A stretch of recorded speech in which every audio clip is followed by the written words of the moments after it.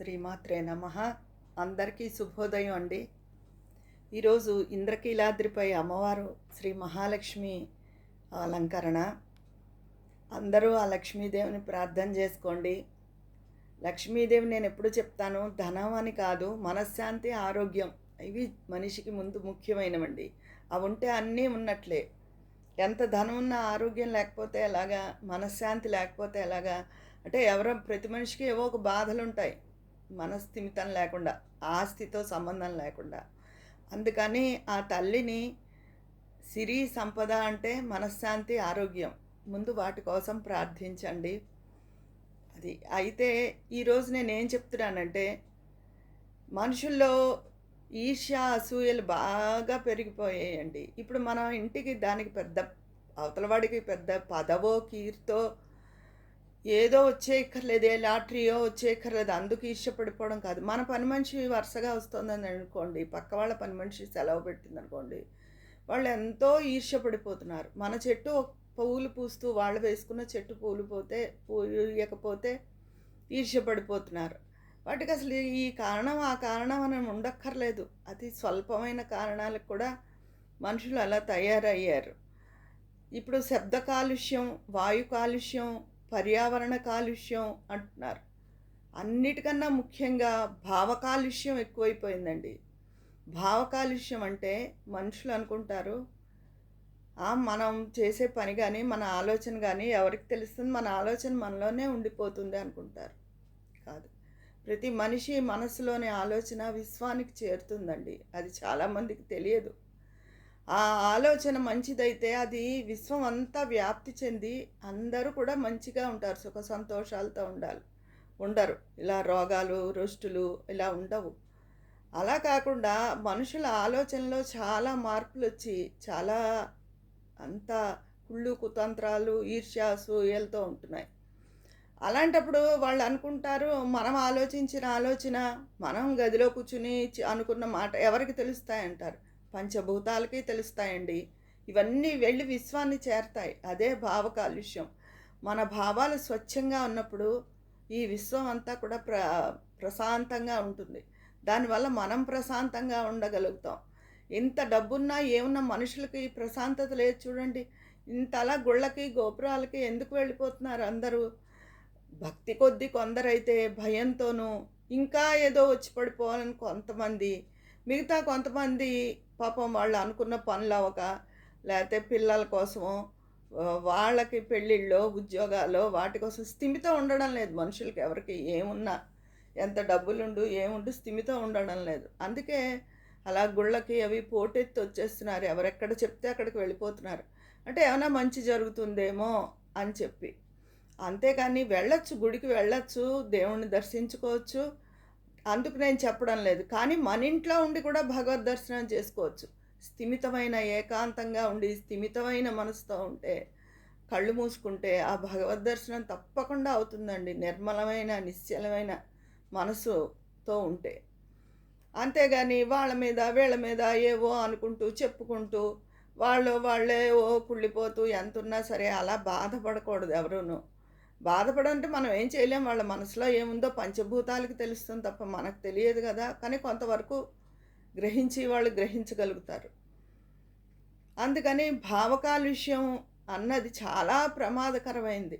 ఈ భావాలన్నీ చెప్పాను కదా, విశ్వంలో చేరి విశ్వం ఎవరికీ ప్రశాంతత ఉండనివ్వదు. అది విశ్వం మంచి భావాలనే ఆశిస్తుంది ఎప్పుడు మనుషుల నుంచి. ఈ విశ్వం అంటే ఈ పంచభూతాలే. ఆ అనంత విశ్వంలో ఈ మనుషుల అనంతమైన ఆలోచనలు చేరి విశ్వాన్నే అల్లకల్లోలం చేసేస్తున్నాయి.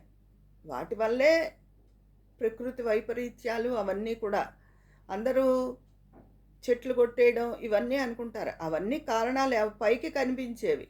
ఈ శబ్ద కాలుష్యం అన్నది, వాయు కాలుష్యం అన్నది, పర్యావరణం అన్నది పైకి కనిపించేవి. పైకి కనిపించనిది భావ కాలుష్యం అండి. అందుకని అందరూ మంచి భావాలతో ఉండాలి. మంచి భావాలతో భగవంతుడికి దండం పెట్టుకోవాలి. పూర్వం ఎప్పుడూను ఇరుగు పచ్చ పొరుగు పచ్చ అని దండం పెట్టుకునేవారు. ఎందుకంటే ఇరుగు పొరుగు వాళ్ళు పచ్చగా ఉంటే మనము పచ్చగా ఉంటాం.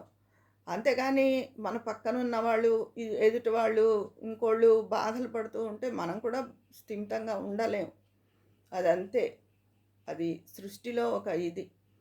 అందుకని అందరూ బావుండాలి అని కోరుకోవాలి. ప్రతి చిన్న విషయానికి ఈర్ష్య, అసూయలు పెంచుకోకూడదు. మన భావాలు వెళ్ళి విశ్వంలో చేరి అల్లకల్లోలాన్ని సృష్టిస్తున్నాయి.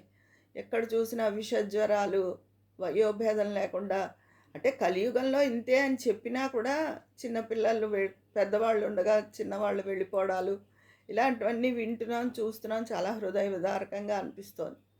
వీటన్నిటికీ ఇప్పుడు అడవులు కొట్టేయడం అవన్నీ మానవ తప్పిదాలు ఎలాగో, ఈ భావాలు కూడా సరిగ్గా ఉంచుకోకపోవడం, మంచిగా ఉంచుకోకపోవడం, అది మనుషుల తప్పిదమే. అందుకని ప్రతి వాళ్ళకి తెలియకపోవచ్చు, చెప్తున్నాను. మనం చేసే ప్రతి చర్య విశ్వం గమనిస్తుంది, ఆ పంచభూతాలు చూస్తాయి అన్న ఇదిలో ప్రతి వాళ్ళు ఉండి మంచి ఆలోచనలు చేసుకోండి. తప్పకుండా మీకు మంచి జరుగుతుంది. ఇరుగు పొరుగు మంచిగా ఉంటారు, అందరూ సుఖంగా ఉంటారు. అంతేగాని ఈర్ష్య, అసూయలతోనూ లేదా వేరే ఇంకా ఏదో వచ్చి పడిపోవాలి ఎంతున్నా సరే అన్న అసంతృప్తితోనూ మన జీవితం కొనసాగించకూడదు. ఎంతున్నా ఆరోగ్యం బాగుండలేదనుకోండి, ఏం చేస్తాం? ఏం చేయలేం కదా. మన ఆలోచన బాగుండాలి, మన ఆరోగ్యము బాగుండాలి, ప్రశాంతత ఉండాలి. జీవితంలో అన్నిటికన్నా ముఖ్యమైనది మనశ్శాంతి. మనశ్శాంతిగా ఉంటేనే ఆరోగ్యము బాగుంటుంది. అందుకని మనశ్శాంతి కావాలని కోరుకోవాలి. ఆ తల్లి మహాలక్ష్మిని ఎప్పుడూ కూడా, తల్లి మనశ్శాంతిని ఇయ్యి, తల్లి ఆరోగ్యాన్ని ఇయ్యి అని కోరుకోవాలి. అంతేకాని డబ్బే ఇంకా వచ్చి పడిపోవాలి, డబ్బు డబ్బు డబ్బు డబ్బు అనుకుంటున్నారు. కానీ డబ్బు ఎంత పెరుగుతోందో రోగాలు అలాగే పెరుగుతున్నాయి. చిన్న లేదు, పెద్ద లేదు, ఏమీ లేదు అందరికీను. అందుకని దయచేసి అందరూ మన భావాల్ని మన అధీనంలో ఉంచుకుని, అంటే మీరు అందరూ చేస్తారని నేను చెప్పడం లేదు, సహజంగా సృష్టిలో ఈ కలియుగంలో జరుగుతున్న పరిణామం చెప్తున్నాను. చెప్పే కదా, వాయు కాలుష్యం, శబ్ద కాలుష్యం, పర్యావరణ కాలుష్యం లాగే భావ కాలుష్యం ఎక్కువైపోయింది. మన భావాలు శుద్ధిగా ఉండడం లేదు. ఆ భావాలను శుద్ధిపరచుకుని భగవంతుని మీద దృష్టి నిలిపి మన కర్తవ్యం, దేవుడు మనకిచ్చింది, మన బాధ్యత మనం సక్రమంగా నిర్వహించుకుంటే అంతా బాగుంటుందండి. మన పక్క వాళ్ళు బాగుంటారు, మనము బాగుంటాం, ఈ విశ్వం, ఈ ప్రపంచం అంతా కూడా బాగుంటుంది. చెప్పాక ప్రతిరోజు ఇదివరకు చెప్పాను ఒకసారి, పూజ మన అయిపోయిన తర్వాత ఈ మన దేశం బాగుండాలి, ఈ విశ్వం అంతా బాగుండాలి, ఆ రోజు రావాలి, చక్కగా ఉండాలి అని మనం మంచి వైబ్రేషన్స్ కోసం దండం పెట్టుకోవాలండి. అప్పుడు తప్పకుండా ఆ వైబ్రేషన్స్ చేరతాయి యూనివర్స్కి. చేరి మనకంతా బాగుంటుంది. అంతేగాని చిచ్చి మన దేశంలో ఇంతే, మన దేశం ఇలా ఉంది, ఇది ఇంతే, అది అంతే అని తిట్టేసుకుంటూ ఉంటారు అందరూ. ఏ విషయానికైనా తిట్టుకోడు, దేశం కోసమనే కాదు, మనుషులైనంతే. ఇంతే బాబాయ్, మనకి ఇంతే, మనకి ఏ పని జరగదు, అదేమిటో కానీ అలా అనేసుకుంటారు. అలా అనుకోకూడదు. అలా అనుకోవడం వల్ల మన పనులకు మనమే ఆటంకం వేసుకున్నట్టు.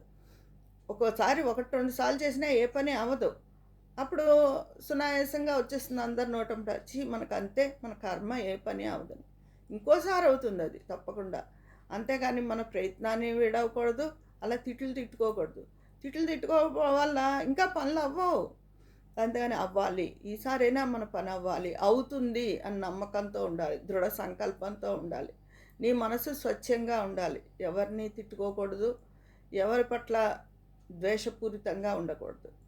చెప్పగా ఇదే భావ కాలుష్యం. అలా కాకుండా నీ మనసు స్వచ్ఛంగా ఉండి మంచి భావాలతో, చాలామంది మనసు అలా ఉంటే, కనీసం కొంతమందైనా మారి అలా ఉంటే ఈ విశ్వం మనకంతా మంచినే అందిస్తుందండి.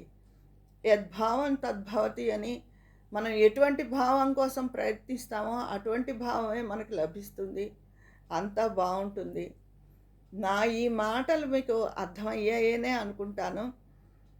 మీ అందరూ మీ అభిప్రాయాలు, మీ ఉద్దేశాలు అన్నీ కామెంట్ బాక్స్లో తెలియజేయండి. మీ వాటి కోసం ఎదురు చూస్తూ ఉంటాను, నేను సమాధానం ఇవ్వడానికి. ఈ శరన్నవరాత్రులన్నీ బాగా జరుపుకుని చక్కగా పూజ అవి చేసుకుంటున్నారని అనుకుంటాను. ఉంటాను మరి. మీ ఫ్రెండ్ మరియు విజయ పన్నాల.